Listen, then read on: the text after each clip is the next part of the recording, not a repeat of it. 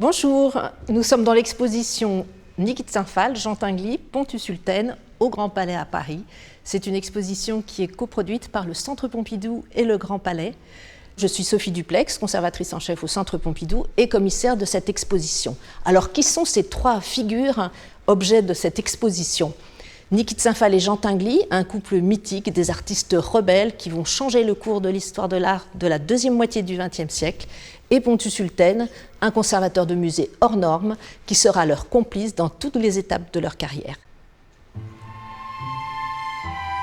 Pont-tu-Sultane, c'est un universitaire, il a déjà un pied dans les musées, c'est un Suédois, il travaille au musée de Stockholm, mais il a aussi une pratique artistique. Alors il fait des peintures abstraites, par exemple comme celle-ci, il fait des films expérimentaux, et puis il fait de longs séjours à Paris, et à cette occasion, il va rencontrer Tinguely, qui présente une petite exposition dans une galerie parisienne, une exposition dans laquelle il montre ses œuvres, qui sont des œuvres dont le fondement est le mouvement.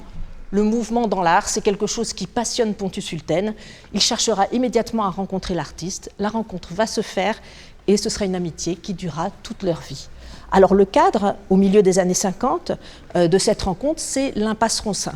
Donc nous sommes à Paris, dans cette impasse, qui est un creuset d'artistes de toute nationalité, qui est vraiment un lieu d'avant-garde pour la création contemporaine. Niki de Saint-Phal se fait prêter un atelier à Impasse Ronsin, et c'est là que Tinguely fait sa connaissance. Ils se mettront en couple en 1960, et c'est là que Niki de Saint-Phal va réaliser ses premiers tirs. Ces tirs, qu'est-ce que c'est ? Ce sont ces panneaux. Elle pose dessus toutes sortes d'objets, des poches de couleurs remplies de peinture, et puis elle les recouvre de plâtre blanc. Après, elle met ses panneaux à la verticale et elle tire dessus à la carabine. Ça fait exploser les poches de couleurs. La peinture dégouline sur le relief. Donc c'est à la fois évidemment un pied de nez à la peinture de Chevalet, mais c'est aussi, pour Niki de Saint-Phal, une expression du pouvoir féminin, parce qu'en fait, en tirant à la carabine, elle s'empare d'outils traditionnellement assimilés à la masculinité.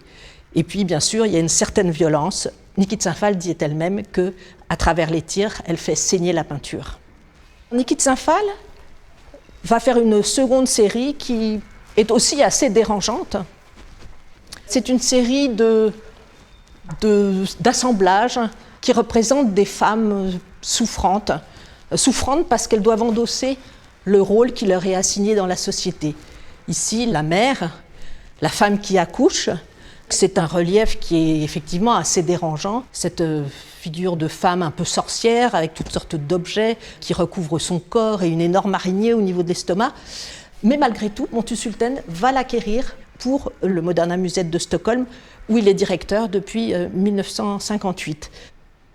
Ce musée de Stockholm, il va lui donner une audience internationale grâce à son regard complètement novateur qu'il pose sur les institutions muséales. Le musée doit être un lieu ouvert sur la vie, doit être un lieu qui accueille le plus grand public, un lieu où tous les arts puissent s'exprimer, pas seulement la peinture de Chevalet. Donc toutes ces idées novatrices, Pont-tu-Sultane va les importer en quelque sorte à Paris, lorsqu'il sera appelé en 1973 à participer à la préfiguration du Centre Pompidou. Et ce sera le premier directeur du Musée national d'art moderne au Centre Pompidou. Alors cette œuvre de Tinguely, elle est exemplaire de la politique d'acquisition de Pont-tu-Sultane, qui va être très actif, parce que aider les artistes, qu'est-ce que c'est ? C'est aussi faire acquérir leurs œuvres, les faire entrer dans des grandes collections de musées. Et Pont-tu-Sultane va vraiment s'atteler à ce que les œuvres de Niki de Saint-Phal et de Jean Tinguely puissent entrer dans les collections des institutions dont il aura la charge.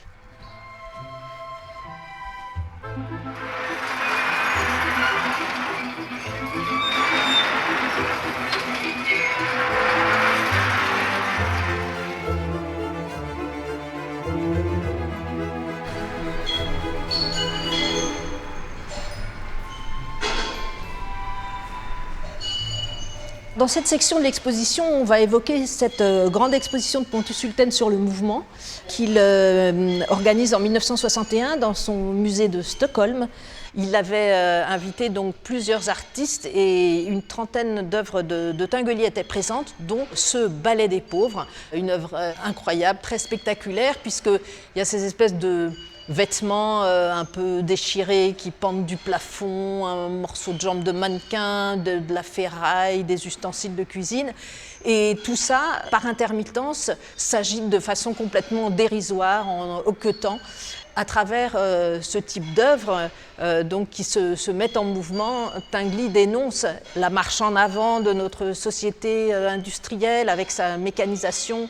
Donc ce sont des machines inutiles, dit-il, qu'il va réaliser et qui sont à la fois très cocasses, qui nous font rire et qui nous font réfléchir.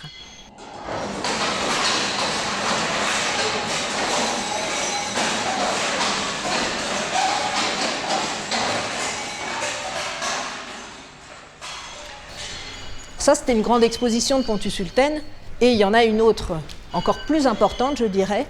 Cette exposition, toujours au Moderna Museet de Stockholm, qui s'appelait la Hun, H-O-N, ça veut dire « elle » en suédois. C'est une invitation que Pontus-Hulten fait aux artistes, à Nikit Saint-Phal, Jean Tinguely, et un autre artiste, Per-Olof Uggfeldt, pour réaliser une énorme installation dans son musée. Et les artistes finissent par s'accorder sur la réalisation d'une énorme nana dans le style de Nikit Saint-Phal, sorte de déesse de la fertilité, couchée sur le dos, dans laquelle il y a tout un monde ludique, animé, qui est donné à voir au public, qui doit, là, comble de l'audace, passer par l'entrejambe pour entrer dans l'œuvre. Donc c'est une œuvre qui est réalisée en quelques semaines, c'est vraiment un tour de force. Les artistes sont complètement à fond en réalisant cette œuvre, et le public va bien leur rendre leur enthousiasme, puisque ça aura un succès formidable, un succès de scandale, certes, et peut-être que Pontus-Hulten, d'ailleurs, a failli perdre son poste, mais ça restera vraiment une expérience complètement fondatrice dans l'histoire de l'art du XXe siècle. La Hun était censée être une œuvre éphémère, donc elle a été détruite.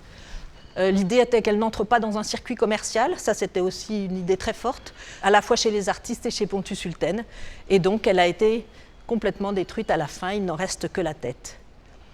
Alors autre projet très spectaculaire, le Cyclope, orchestré par Jean Tinguely avec l'apport de Nikit Saint-Phal qui fera la face de cette énorme tête qui mettront 25 ans à la réaliser. C'est une construction absolument incroyable de plus de 20 mètres de haut.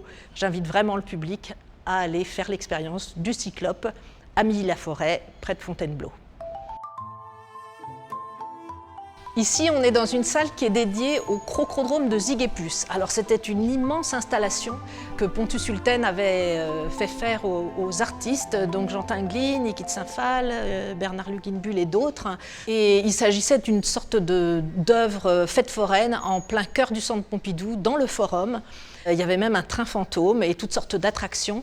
Et alors le public a été invité non seulement à participer à l'œuvre, et cette dimension participative a été très importante pour Pontus-Hulten, pour familiariser le public avec l'art, et c'était très important de donner à voir aussi le processus de création de l'œuvre pour dire que l'art c'était quelque chose qui était complètement ouvert sur la vie.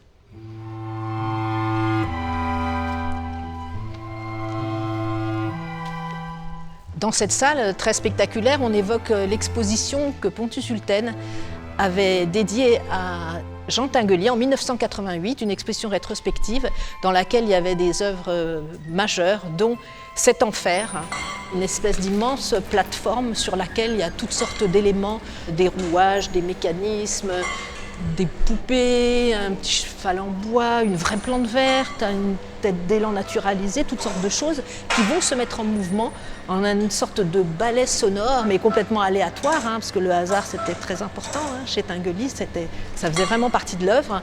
Cet enfer, en principe, il devrait être macabre, mais en réalité, Tinguely précise, c'est l'enfer un petit début, et c'est un enfer qui est aussi quelque chose de joyeux, en tout cas de cocasse, quelque chose qui fait également rire. Et Tinguely dira à ce sujet qu'il évoque la mort qui nous fait des grimaces.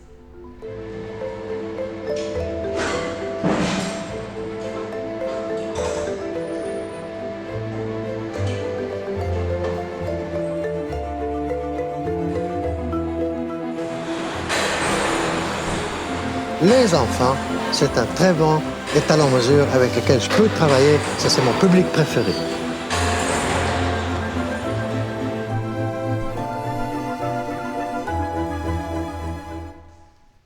Ici, on rend hommage à cette exposition de Niki de Saint-Phal que Pontus Hultén avait organisée en 1980 au Centre Pompidou. Et on montre un certain nombre d'œuvres majeures qui étaient présentes dans cette rétrospective à l'époque, dont cette magnifique nana Black Rosie. Alors après les tirs et les femmes souffrantes, Niki de Saint-Phal va faire des nanas colorées, joyeuses, épanouies, avec des formes généreuses. Et elle a aussi représenté des nanas à la peau noire. C'était sa manière à elle de militer pour à la fois la condition féminine et puis la condition des femmes noires. Donc ici, c'est un hommage à Rosa Parks, cette militante bien connue qui a marqué donc l'histoire des États-Unis au XXe siècle. Ici, on est dans l'épilogue de l'exposition. À la mort de Tinguely en 1991, Niki de Saint-Phal, qui est la veuve officielle, parce que les artistes s'étaient mariés en 1971, même s'ils n'étaient plus en couple, ce qui est extraordinaire, hein, parce qu'ils voulaient préserver l'œuvre de l'un et de l'autre, et ils sentaient qu'ils étaient chacun le plus à même de le faire. Donc, à la mort de Tinguely, elle se retrouve avec la lourde tâche de gérer la succession et puis de créer un musée dédié à Tinguely. Elle va aussi lui rendre un vibrant hommage en réalisant une série toute nouvelle qu'elle va appeler les tableaux éclatés. Avec cette série, elle introduit le mouvement dans l'œuvre pour faire un hommage très tendre à son compagnon de route. Et elle dira même « La panne, le mouvement m'appartiennent à moi aussi à présent ».